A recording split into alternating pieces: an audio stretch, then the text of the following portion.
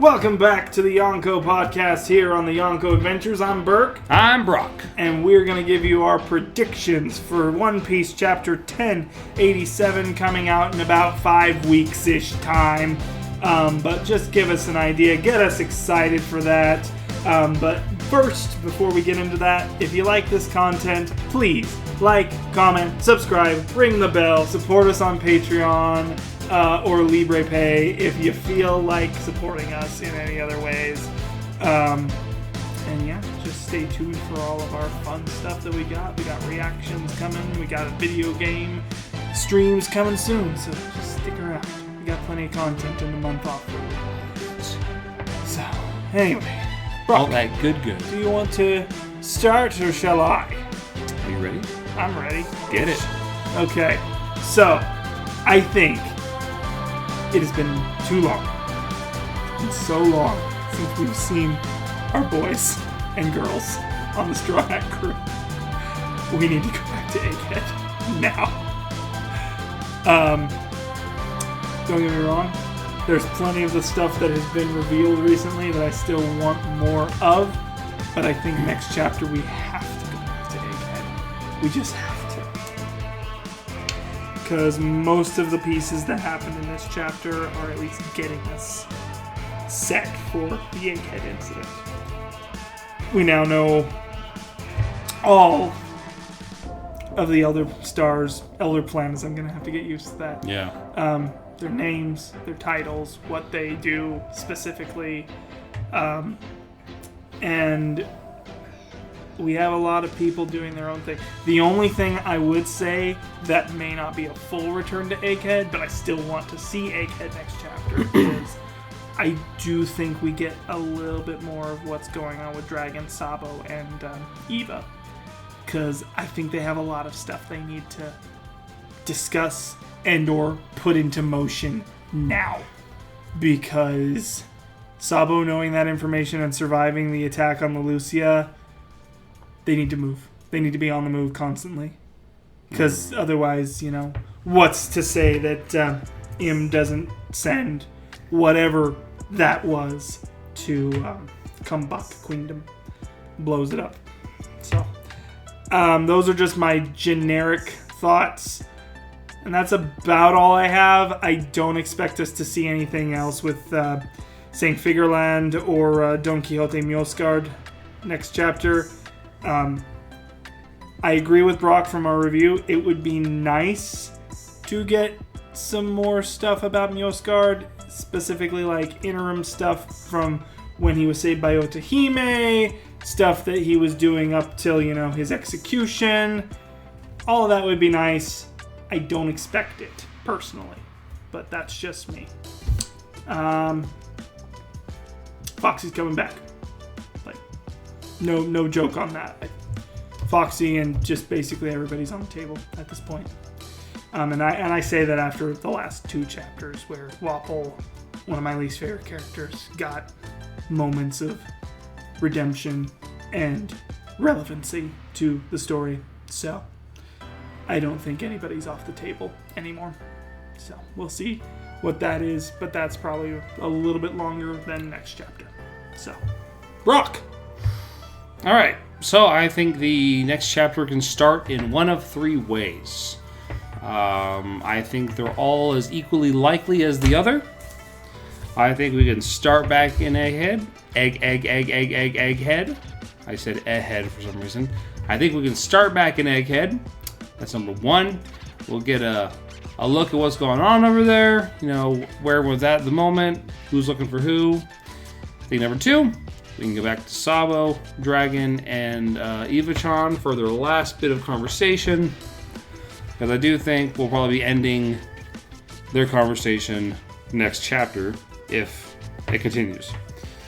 But I do think there is a fair chance that we will actually go back to St. Figureland, because the way that it is framed tends to lend itself to a return to that scene, as it does just across One Piece. It's very common. Like when they show at the end, this kind of frame, it's very common for Oda to return back to it. Even if that doesn't last very long the next chapter, there's a good chance we'll see it again. And that's why I think for the beginning, either way, I do think next chapter will be a little bit more jumping around. That will either settle itself on Egghead or settle itself on the surrounding situation, whether that be Kizaru's finally coming, they finally landed, maybe something about Bonnie and Kuma. You know, there's so many situations it could land on. But I do think one way or another we're going to end the chapter on Egghead. And I think between that, it's just a matter of how long they spend on each segment. You know, it could be completely Egghead. It could be a little bit of little sprinkling of Sabo and the other revolutionaries, and then mostly Egghead. Or could be like half revolutionary, half Egghead, or could start with a small cut of St. Figureland and then leading into Egghead or Sabo. And this is like, but I think it's gonna be somewhere in those three scenes that it starts and then ends on an Egghead. I think we're back to Egghead for the majority of the situation. Okay. Alright. What was I gonna say? Yeah. What if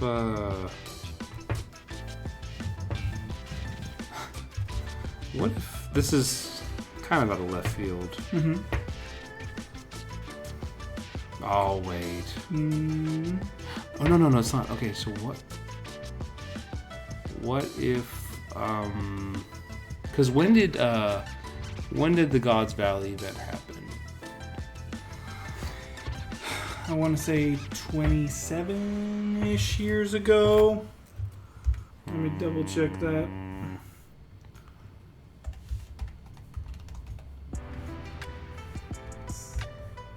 It was either 27 or 37. 38. 38 years ago. What if, and this might not line up with his age, but we know that Shanks was picked up as a baby by Roger. I'm pretty sure it was actually confirmed that he was picked up at God Valley. What if he is a descendant? What if he's related? I would not doubt that for even a moment. What if he's the Prince of God Valley? I wouldn't doubt it. That would be so fucking cool. That would be really cool. That would be so fucking cool. That is actually, I'm so sad we didn't talk about that in the review. But also it's fine to talk about that in the prediction. Fuck. Yeah, because I'm pretty sure it's confirmed canonically that he was picked up at God Shanks Valley? was picked up at God Valley after the battle. Oh my god. So hold the phone. Sorry. keep talking for a moment. And that would explain why he could come up and talk to the five elder planets. Oh my gosh, here it is. The island of God Valley also ended up mysteriously vanishing, leaving no trace of existence behind and no longer showing up on maps. Both Roger and Silver's Rayleigh, along with Scopper Gabon, found a baby Shanks in a treasure chest and took him in. Oh my god. Because that's the other thing, is remember at the end of film Red, because obviously it's confirmed that in the same way that he found Uda, he was found by Roger. And Roger further confirmed how they used to have a baby on their crew when he was with the Odin. Oh my gosh. Fucking Goda. Oh god. That would explain all his connections. If he's a direct saint, like, descendant, and furthermore, if he's actually the son of Figureland, and he's aware of this. What if he's aware of this, and that's how he has almost the same way that Don Quixote do Flamengo has like weird ins with the Celestials? What if, like, oh god, if this guy if his hair turns out to be fucking red, I will scream. Oh my gosh. That is... I mean, obviously, we could be wrong, but it just seems so likely Shanks now. is right-handed now, right? I think so. Yeah, because it was his left arm that he lost. I think it was his left arm, yeah. This guy's right-handed. Obviously, like, that's not the biggest connection, but also, like, still, it's a small connection, possibly. But, I mean, there's probably connection regardless, because they're both from God Valley. Yeah. Like... Yeah. Fuck. What the fuck? Oh my god.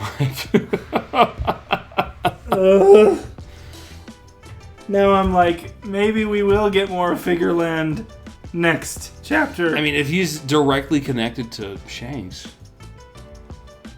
Obviously, this is a lot of presumptuousness on my part, but... Sure, but also... It's completely believable at this stage.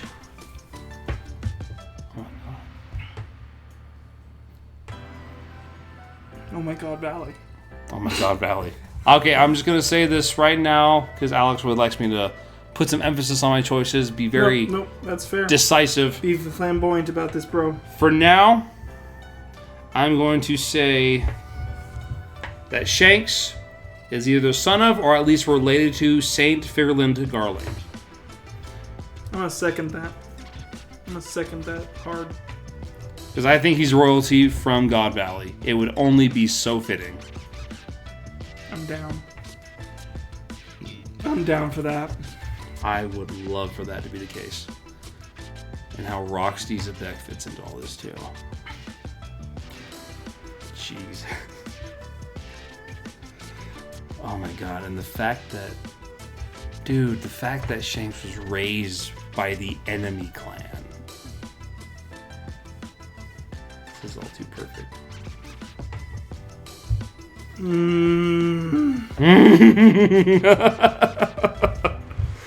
God damn! I wonder what his birth name actually was, if that is the case. His name's probably not even Shanks. No, exactly. Like, that's probably what... Because what a pirate name.